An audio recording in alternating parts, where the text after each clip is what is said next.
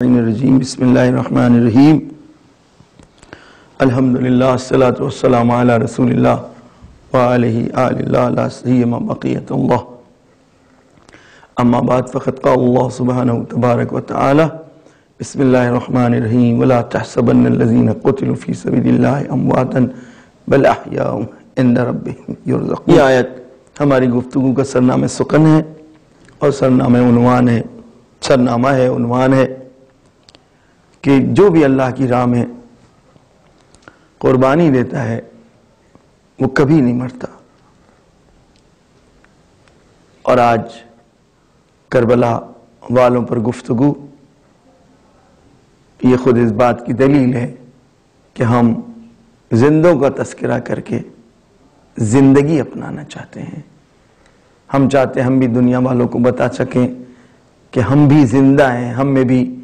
زندگی کی علامتیں پائی جاتی ہیں، نشانیاں پائی جاتی ہیں، کیونکہ ہم شہیدوں کا تذکرہ کر رہے ہیں۔ مستقل آپ نے دوسرے ہمارے مقررین سے بھی سنا ہوگا کربلا کے شہداء کے درجے تک نہ ان سے گزشتگان پہنچ سکے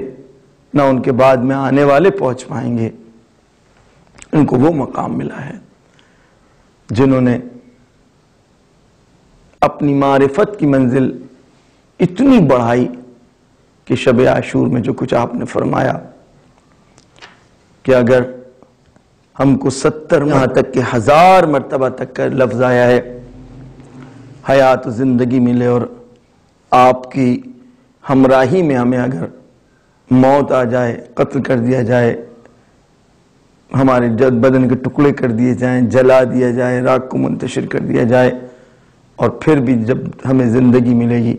تو ہم آپ کی ہمراہی میں رہنا پسند کریں گے، نہ وہ زندگی جو آپ کو چھوڑ کر ہمیں ملے، ہمیں وہ نہیں پسند ہے۔ آج ہم قبیلہ خثعم کے چند شہداء کے سلسلے میں گفتگو کرتے ہیں، جس میں زہیر بن بشر خثمی ہیں کہ آپ کا بھی نام زیارت نہائیہ میں آیا ہے، آپ کو بھی سلام کیا گیا ہے، اور جناب عبداللہ بن بشر خثمی ہیں اور ان کا بھی تذکرہ آیا ہے شہداء کربلا میں۔ البتہ جناب عبداللہ بن بشر خثمی کے سلسلے میں بعض ارباب مقاتل نے کہا ہے کہ یہ کربلا کے شہداء میں ان کا شمار نہیں ہے، یا نام کا کوئی اشتباہ ہوا ہے اور کہ کوئی اور ہیں اور ان کی طرف کہہ دیا گیا ہے۔ بہرحال کیونکہ کربلا کے شہداء میں بعض مقاتل نے ان کا نام لیا ہے، لہذا ہم ان کی خدمت میں بھی اظہار خلوص کرتے ہوئے ان کے سلسلے میں بھی گویا ان کو بھی سلام کرتے ہیں۔ جناب زہیر بن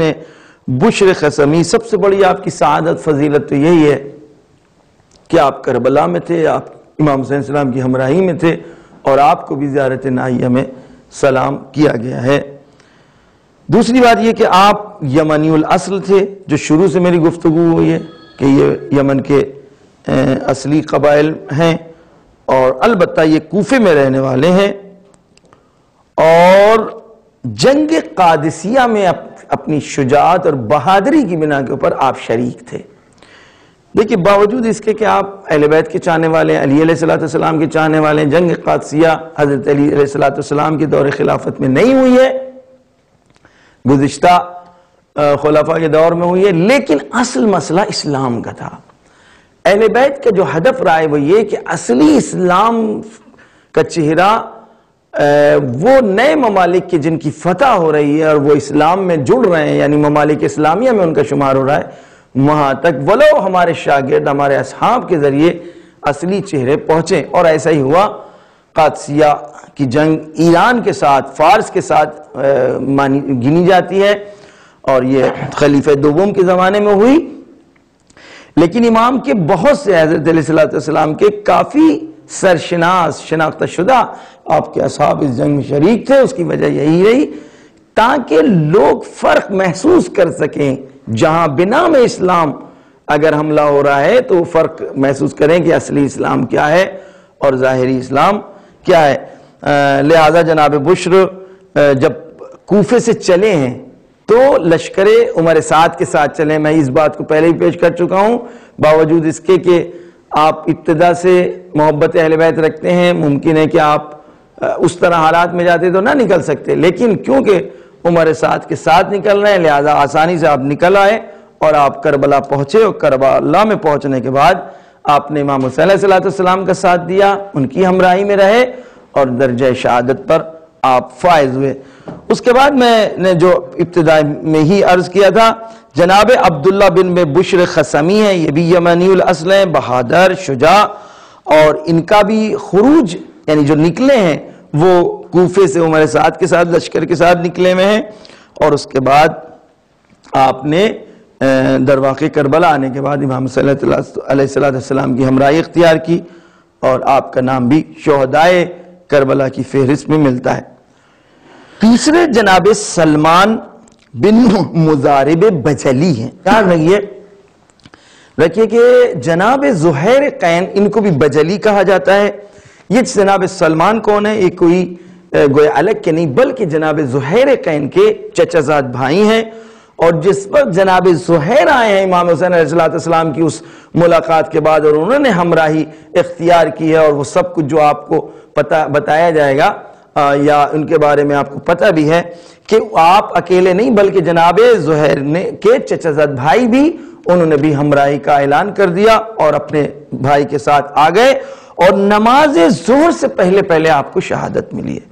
یعنی کون؟ جناب سلمان بن مزارب بجلی زہیر قین کی چچا زاد بھائی ہیں جو جناب زہیر قین کے ساتھ آئے ہیں، اور آپ کی شہادت بھی کربلا کے میدان میں ہوئی ہے. نماز ظہر تک جناب زہیر بھی ہیں. آپ نے دیکھا بزرگان سے سنا ہوگا کہ آپ آگے تھے، نماز امام نے پڑھی ہے، وہ نماز خوف جو دوران میدان جنگ میں ہوتی ہے جناب سعید و جناب زہیر ہیں، اور کہتے ہیں یہاں پر میدان جنگ میں آپ کے چچا زاد بھائی بھی. اب یہ کہ بعد نماز ظہر آپ کی شہادت ہوئی ہے یا قبل نماز ظہر ہے، بارہ نقل کے مطابق جناب سلمان جو جناب زہیر کے بھائی ہیں چچا زاد، آپ کی شہادت بھی نماز ظہر کے بعد واقع ہوئی ہے. اس کے بعد دیکھیں کہ جو میں نے عرض کیا کہ اب جناب زہیر کا جب آپ کردار پیش کیا جائے گا اور جناب زہیر کے قبیلے کے بارے میں جو گفتگو ہوگی تو اس کے بعد تفصیلی وہ نکات ذریع بتائے جائیں گے کہ آخر کیا وجہ رہی، کون سا عنصر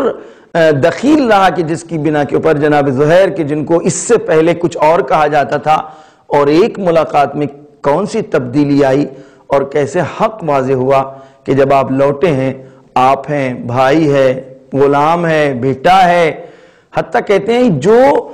آپ نے زوجوں کو بھی چھوڑا تھا، یعنی در واقع بصورت ظاہری طلاق دی تھی، وہ بھی کسی ہدف کے تحت جو کربلا والے ہیں، اور کربلا میں وقت کے امام کی ان کو معرفت ہو گئی، اور اسی وجہ سے جناب دلہم جو زوجہ جناب زہیر ہیں ان کے کارنامے بعد میں آپ دیکھ سکتے ہیں کہ انہوں نے کون سے